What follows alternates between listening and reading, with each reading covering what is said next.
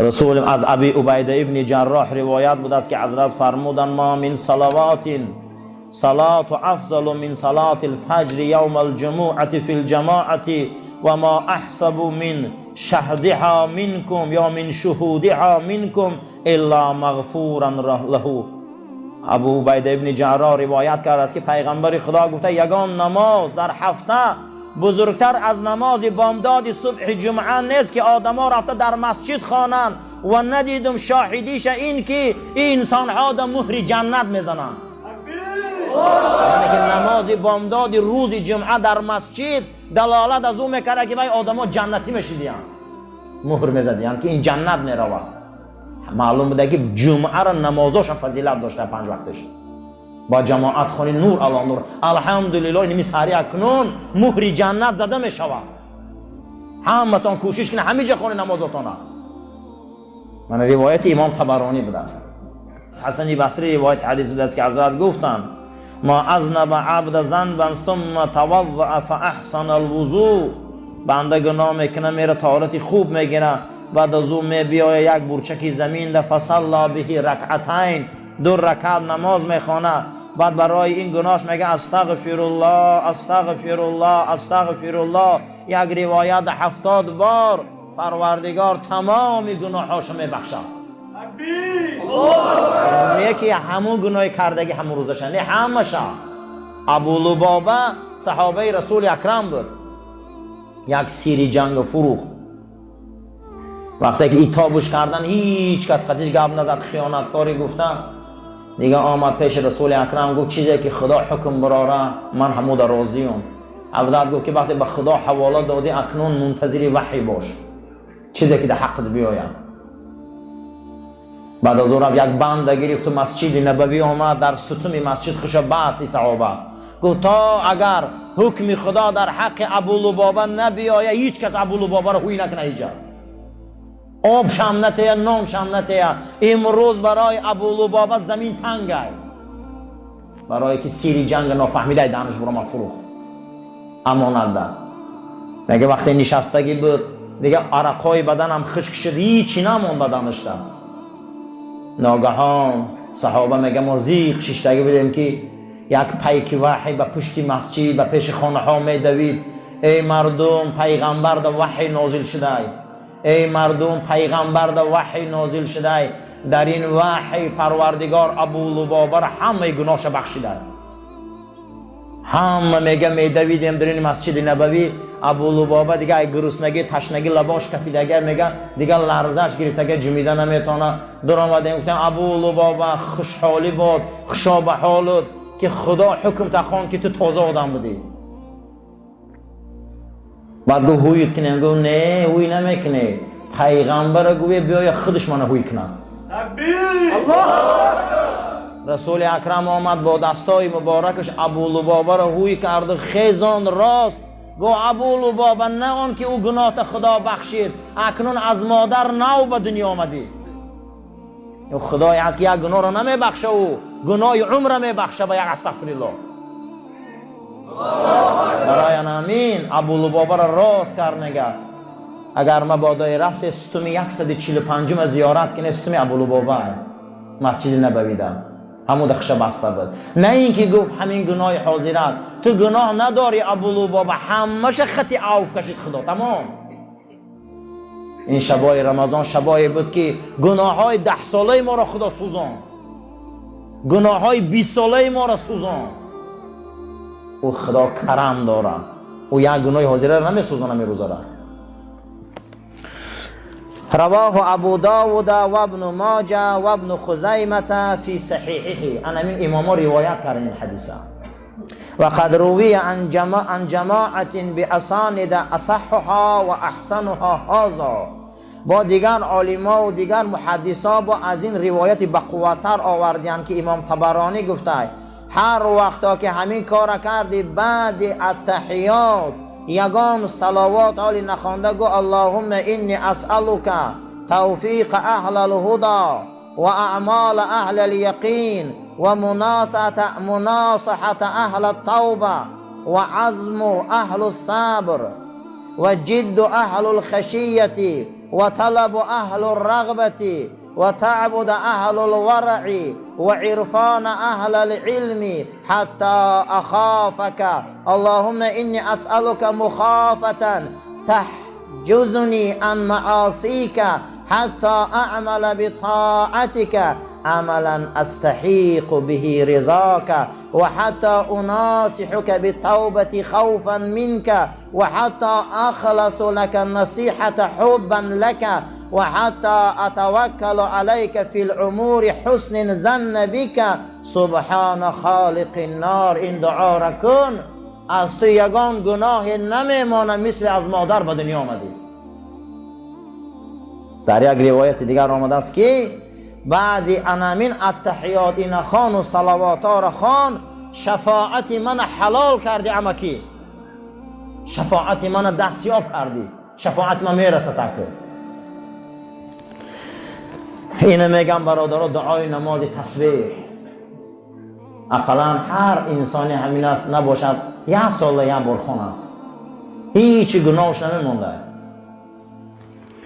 وعن انس رضي الله عنه قال قال رسول الله صلى الله عليه وسلم ما من حافظين يرفعان الى الله عز وجل ما حفظا من لیل او نهار. پیغمبر فرمودند دو حالت اگر شما حفظ کنه خدا آبروی شما را میبرداره. گفتن چیست؟ گفتن اولی سحر که بامداد است، آخی اولی شب که خفتن است. شما دو حالت اگر خدا را یاد کنه و ذکر کنه و تسبیح گوه و دعا کنه، خدا ملائکه ها را راهی میکرده است، میگفت است که ای ملائکه چیه اونها چیکار کرده استیان؟ میگن پروردگار را اولی سحر قطعی اولی شب به خیر یاد کرده استیان، تو را یاد میکنم. اشهدکم، شما هم شاهد باشه ملائکه ها، انی قد غفرت لعبد ما بین طرفی صحیفتی، من از اول صبح تا اول شام، از اول شام تا صبح دیگر چه گناهی که میکنه همش عفو کردم. بعد نمازهای خفتن شیشته تسبیح گوه، آیت الکرسی را خونه، چارخلا را خونیم، هممون دعا کنیم تا نماز بامداد تمام خطاگی را خدا عفو میکرده است. از بامداد کسی میکرده تا شام خطاگی را خدا عفو میکرده. اینا عفو الهی هست. وان ابی بکر رضی الله عنه، از حضرت ابوبکر روایت بود است که تک سمعت رسول الله صلی الله علیه و سلم، پیغمبر شنیدم که گفتن ما من رجل یذنب ذنبا، هر مرد گناه میکنه بعد از اون میخیزه طهارت میکنه، ثم یصلی، دو رکعت نماز میخونه، بعد از از خدا استغفار طلب میکنه، خدایا شرمنده‌ام، خدا که خطاگیش پاک میکنم که شاهد نداره قیامت دیگر هیچ که نمیمونه، تازش میکنم که خطاگیش. بعد هر خطاگی کسی طهارت میکنه، دو رکعت نماز میخونده، خدا خطاگیش میبخشیده. برای رسول اکرم صلی الله علیه و سلم گفتن که گناه کرده تی صدقه خطاگی را آتش میزنه. بعد از اون میگه حضرت امی آیه را خواندن که والذین اذا فعلوا فاحشة او ظلموا انفسهم ذکروا الله، سوره آل عمران. او کسایی که کاری فحشا و افلاس میکنن، در جاناشون ظلم میکنن، خدا را تیز به طهارت یاد کنن که گناهشون عفو شود. الحمدلله که پیغمبر آمد ما در نماز تعلیم داد. این نماز گناه های ما رو میشوه، این نماز بدن ما رو پاک میکنه، این نماز ما را بنده شایسته خدا میکنه.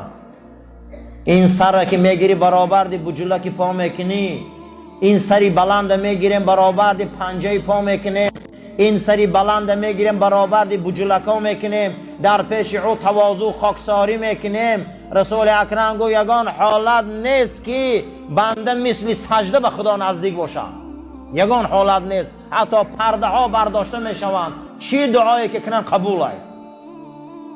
هزار بار شکر به این رسول اکرم که ما را اهل نماز کرد، ما نمازخوان شدیم، ما نماز یاد گرفتیم، ما به این نماز گناهامون علاو میزنیم، ما به این نماز آخرتمان آباد میکنیم، ما به این نماز جهنم میترسانیم، ما به این نماز مشکلاتمان به خدا میگیم.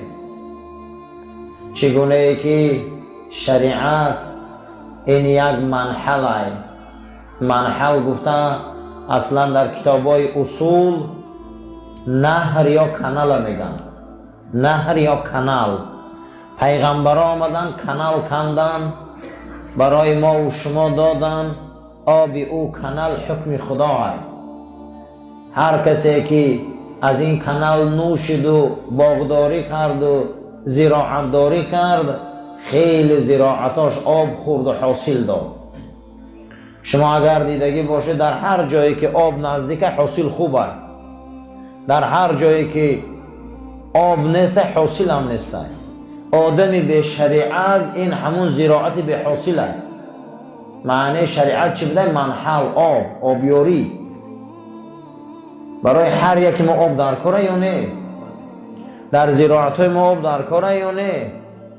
در باغای ما آب در کاره یا نه؟ خداوند در سوره فتح امت پیغمبر زراعت سرحاصل میگه. مثلهم فی التورات و مثلهم فی الانجیل کزرع میگه، مثل زراعت هم میگه. داستان اینها در تورات آمدگی های، داستان اینها در انجیل آمدگی های. اینا رنگ زراعت سرحاصل هم. الله اکبر. اگر زراعت های سرحاصل بینید چه خیلی سیاه و کبود شده میخیزن و در اطراف اونها میگه با دو زراعت دیگر هسته که و حاصل ندارن. اونا میبینن این امت میگه حاصل چه، حیران میشه که نیروی اینا کجا های، قوت اینا کجا های. نیروی ما، قوت ما، پنجزنی ما، بزرگی ما در اطاعت شریعت پیغمبر های.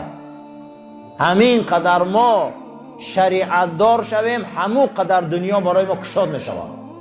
همین قدر ما به شریعت شویم همین قدر دنیا برای ما تنگ می شود. این از یاد نبراره. بزرگی آدم در شریعت شونه. کسی دینش فروشه، کسی شریعتش خار کنه، کسی کتابش خار کنه، کسی پیغمبرش خار کنه و هیچی نمیشه قسم بخدا. برای همین کزرع اینا میگن زراعت هم. شریعت این آب زراعت هم. همین قدر بینین که آدمایی که در آب نزدیکن چقدر حولیاشون خوشروه. شریعت نزدیک شدن در کاره. پیغمبر صلی الله علیه و سلم میپرسن، به حضرت در جواب میگن که حیات لکما دلیل و برهان و شریعت. زندگی من هم حجت تونه، هم دلیل تونه، هم شریعت تونه. همین شریعت زندگی رسول اکرم بوده. میگن گو شریعت آدم میزنه. همین زندگی رسول اکرم نکنی خور و ذلیل میشی.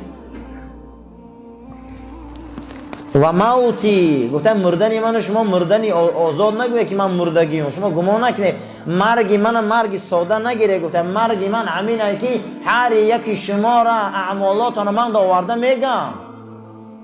این حدیث صحیحه.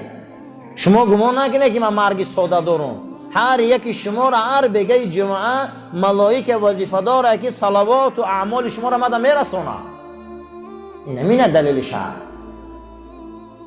انا این ساعت ها اگر خبر برم پیغمبر تکبیر الله اکبر برای همین صلوات رسول اکرم چیزی بزرگه یوخی.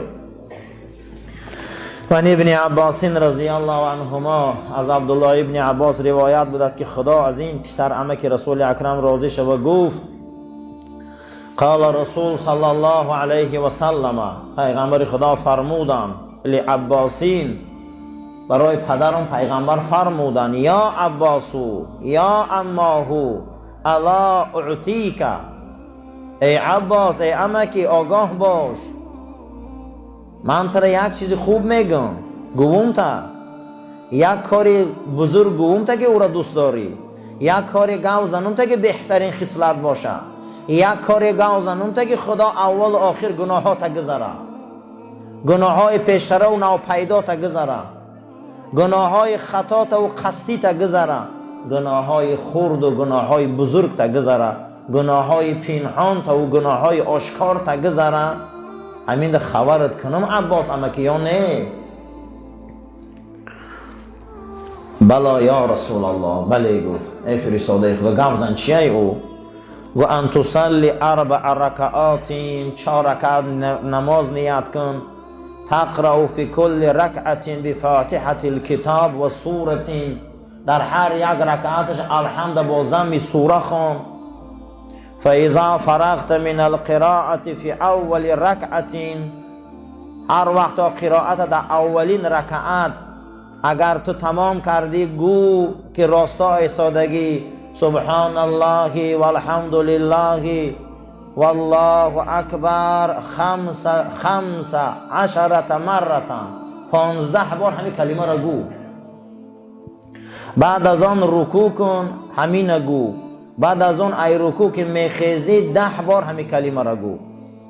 بعد از اون سر تمه برداری ای رکوع 10 باری دیگر گو. در رکوع 10 تا، سر تمه برداری 10 تا و 15 تا قطعی مجموعاً 35 تا. بعد از اون سجده میری، وقتی که سر تا خم میکنی 10 بار در سجده گو. بعد سبحان ربی الاعلی. سر تا بردار ای سجده با 10 باری دیگر گو. با دوباره سجده کن با 10 باری دیگر گو. بعد از او سر تا بردار ای سجده 10 بار گو. مجموعاً 75 بار میشود در هر یک رکعت.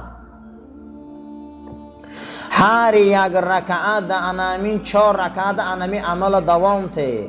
این استطاعت ان تصلیها فی کل یوم مرة فافعل. اگر یک هفته ده، اگر هر روز میتونی همین نماز یک بار خوان. فإن لم تستطع، اگر قادر نیستی هر روز گو اقلا هر جمعه خوان. اگر ایدم قادر نیستی گو یک ماده یک بار خوان. فإن لم تفعل، اگر یک ماده هم نمیتونی 1 سال ده خوان. اگر همین هم نمیتونی گو در عمر یک بار خوان، یگان گناهی تو نمیمونه.